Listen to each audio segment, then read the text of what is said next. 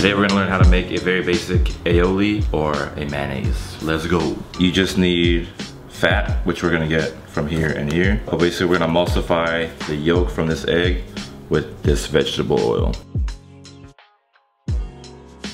So let's obtain the yolk from this egg. So you're just gonna crack this egg, stick it in your hand, break the egg into your hand, and then you're gonna gently open up the cracks of your fingers and you kind of would just wiggle it out. And that's it. Most people like to crack the egg and split it in between two things or two of the eggshells and then go back and forth, but these edges are really hard and sharp, so there's more room for actually cracking your yolk.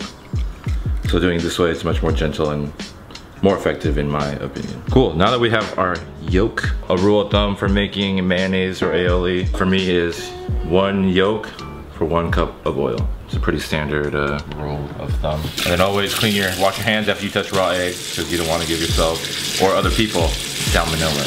Something that's gonna help us out is I have this bowl, a regular bowl that's lined with some paper that I'm gonna use just to set my bowl in here. That way when I'm whisking, I don't have to hold it. You can just it'll just stay stationary here. So like I said before, we're gonna use 1 yolk, 1 cup of oil.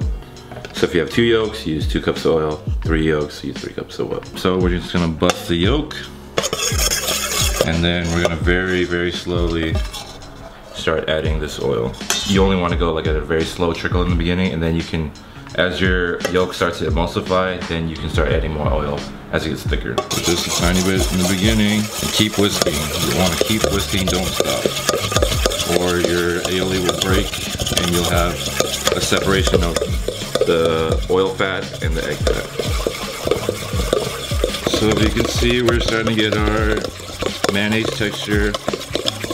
When it gets here a little bit, I like to add a tiny bit of cold water. It's gonna help bring the emulsion together. Don't use hot water because it will cook the egg and then you won't have mayonnaise. Because it'll start to get curled and it'll start looking like scrambled eggs. See, we're already kind of there. It's getting kind of thick, so I'm just gonna add a tiny drop of water. It's just very important to go slow in the beginning. Little bit by little bit, and always keep whisking. So you wanna keep it emulsified like this. Just keep going till you get to the consistency that you like. So now that our yield has gotten a little bigger, I can go a little bit more with the oil because I have more aioli to work with. It's kind of starting already to look like mayonnaise. And also adding the water kind of mellows out that yellow color.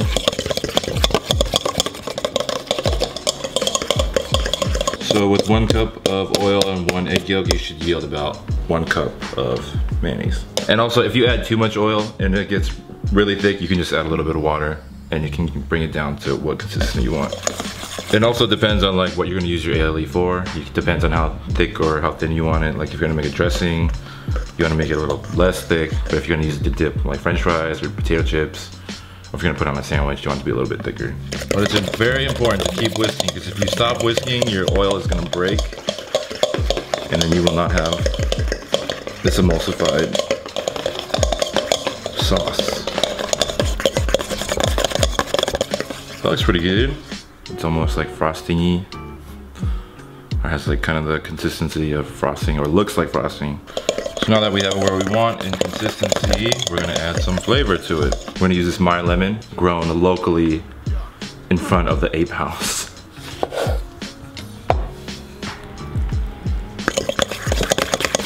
Then we're just gonna add some black pepper and sea salt to taste. It's up to you how you want it. Because now, again, this is a blank canvas.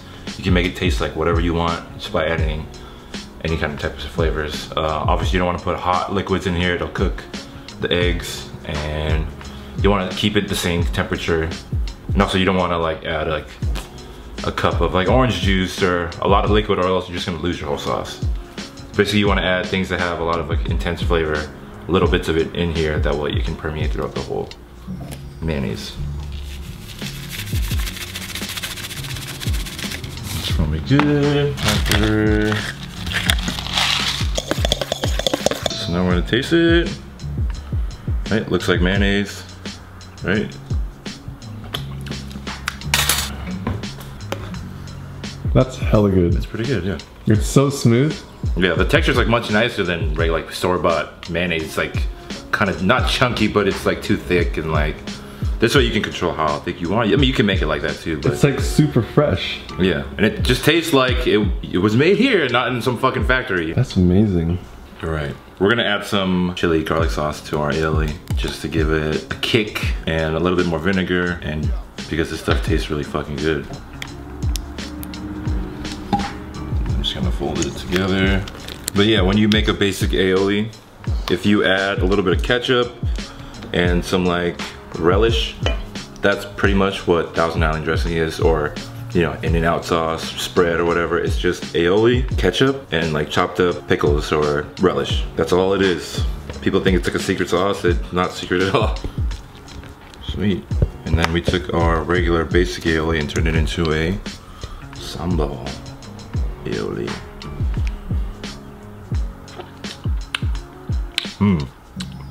That would be good with ape chips. This is good.